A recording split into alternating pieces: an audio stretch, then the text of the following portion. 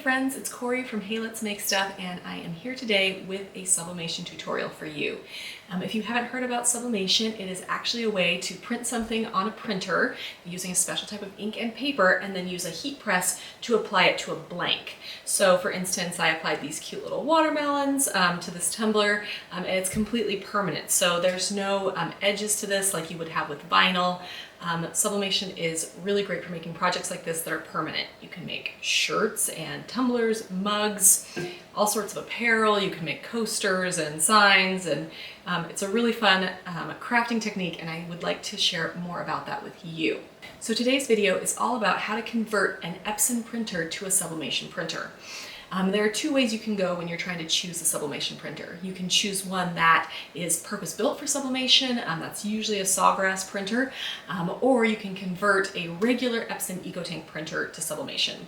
There are a few other ways you can do it, but those are kind of the two big ways. And today I'm going to show you how to convert this printer. It's super simple to do, and it's a much more economical way to go about doing sublimation crafting. That being said, it is a hack. So you are taking the printer and asking it to do something that it was not actually designed to do. We're going to be putting this special sublimation ink in there, and Epson printer is like, why aren't you putting Epson ink in there? And so there are some things that you may want to be aware of as you're starting to do your sublimation printing if you're going to convert a printer. In the description, I have linked a blog post of mine comparing converting a printer and buying a sublimation-specific printer if you want more information about that. And I do have a Sawgrass printer on the way, which I'm really excited about. So I will be doing a video comparing the two printers. But for now, this video is all about how to convert this printer. So the reason you might want to convert a printer is because it is a much cheaper thing to do, right? So this printer cost me, I think, $249. Whereas a Sawgrass printer is going to cost you closer to $700. You may be able to find it a little bit cheaper, but that's generally what it's going to cost you. So at the expense of having to deal with trying to manage your color a little bit and having to make sure you're printing more often, you can actually do sublimation printing with a much cheaper printer. For this conversion, you're going to need a few things. You're obviously going to need a printer. So for this, we are using an Epson EcoTank printer. This is by far what I recommend. You can also technically use an Epson Workforce, but I think that conversion is a little bit harder and those printers tend to be a little bit more expensive. And if the reason we're doing this is to save some money, like find yourself a cheap EcoTank. You can use any EcoTank printer out there, any number. They're all going to function basically the same. If you want more features, I don't know, like why would you want scanning on your sublimation printer? But whatever, that's why they get more expensive. So my recommendation is just to find the cheapest one you can find. Sometimes they're hard to find because so many people are converting them. So the first printer I got was $199. Awesome. This one was a little bit more because I couldn't find the cheap one. But check Costco, Office Depot, those sorts of stores. A lot of times you can find one in store pretty cheap. So you're going to need your printer. You are also going to need sublimation ink. So sublimation ink is specially formulated to react in a chemical reaction when you go to put it on your blank. Basically, the sublimation ink lays out as a solid on your piece of paper. Then when you wrap it, say you wrap it around this tumbler, and then you apply high heat, the word sublimate means that it's going to go from a solid on the paper to a gas and back to a solid onto the blank. It skips that liquid stage entirely. And that is the magic and chemistry behind sublimation. So you need sublimation ink for this to work. I'm using Hippo sublimation ink. It's just what I had in my other printer and I've come to like it. But you can use any type of sublimation ink you can find. I highly recommend if you can find one that has the type of cap here that works with, let's see if I can open this up. So it has this special cap that looks exactly like the ink that comes with the Epson printer, which means we are going to be able to put this ink directly into the printer without having to use syringes and other things, which is how you used to have to do this. So look for these special caps. They work really well. You are also going to want some sublimation paper for testing your prints. This is Hippo sublimation paper. Again, it's great paper. I have several other papers that I like as well, so whatever you got. Before we begin, I also want to talk about a few things that you need to do. You need to, 1, not plug in your printer, and 2, do not turn on your printer, and 3, especially, do not put the Epson ink that comes with your printer in the printer. You want a completely empty printer turned off to start.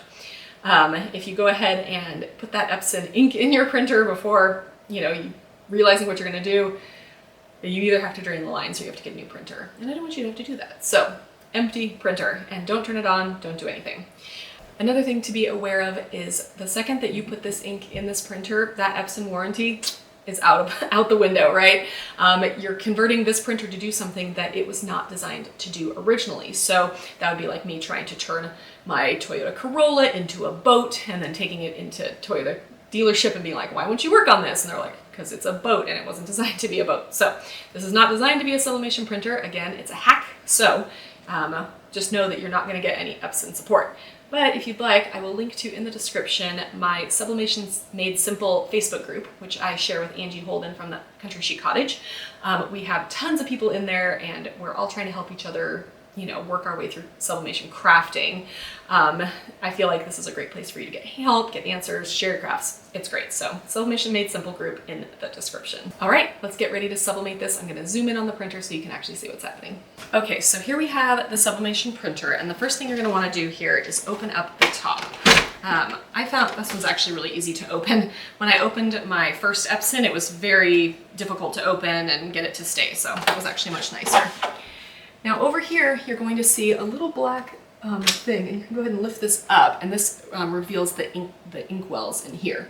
So with a normal printer, or with a lot of other printers, you have cartridges, but instead this one has tanks. That's what makes it an EcoTank. So now we're going to go ahead and fill each of these tanks. I know you can't see it in this video, but there's black, yellow, magenta, and cyan. And you just basically want to lift up here, lift up the first ink well, and then you want to take the matching ink here, and then we will, basically you want to turn it over and just stick it right on the thing. You want to do this quickly. You don't want to squeeze the bottle because you don't want to create a mess. So just stick it on there, push it down, and it should fill up. I don't know if you can hear it, but it's actually making like a glug, glug, glug sound. So go ahead and wait for it to fill up. So when you take the ink out, you'll notice that it has filled this ink well all the way full. There's actually still some ink here left in my bottle. And what will happen is as this printer starts to fill full of ink, this ink well will go down as it fills the lines within the printer. So you can come back and add more ink later. So when you're done with this one, then go ahead and open up the next one, which is magenta, and do the same. And then you'll also do the same for the others as well. All right, and then the next color here is yellow, so we'll do the same.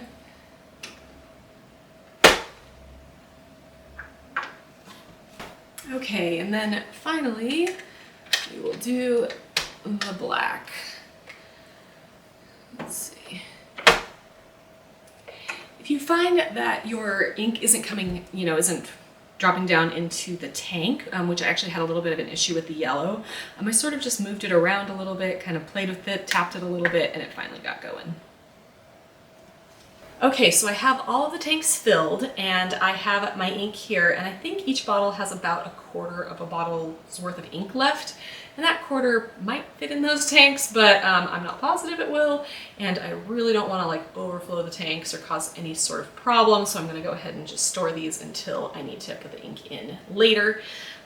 So if you're doing your own and you want to fill the tanks all the way, let me know in the comments. I would love to know if the last little bit of this ink would fit.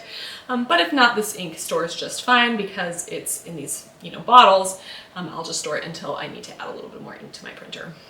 So once you have all of the ink in your printer, it is time to plug in your printer and actually set it up. So I've got a little plug way back here. I'm going to plug in this printer for the first time.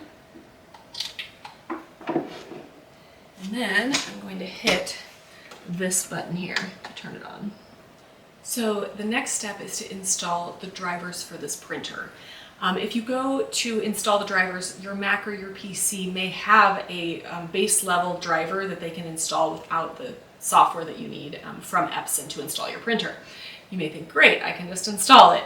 But if you want to do any sort of color management using ICC profiles, and I know those terms are scary, and I will link to some resources down in the description, but if you want to be able to do color management, you need to install the drivers that come directly from Epson. The base drivers for any printer that a Mac or a PC will install do not give you as many options as you need to be able to do that color management. An ICC profile is just a tiny bit of code that goes into your computer that tells the printer, hey, I've got sublimation ink, you need to render the colors differently. And I know that color management can be really difficult in sublimation crafting, so I've got some videos and the other things I'm working on that will help demystify that, plus I've linked to all my written resources in the description. So you want to head to the Epson website and search for your computer. So here I've got my Epson ET2850. And you want to select the operating system that you're running. Now, if you look here at my operating system, it will say that it has detected this Mac OS 10.15. But it's wrong. And I found this out the hard way because I was trying to work with my other converted printer and reinstall the drivers, and I still wasn't getting that color management option, and I was really confused. And then I realized that it's detecting a completely different operating system that I actually have on my computer. So the operating I have on my computer is Monterey 12.4, but it's detecting that I've got the OS 10.15, which is wrong. So I went to the drop down here and selected that I have a Mac 12 operating system, and that actually gives me the correct drivers.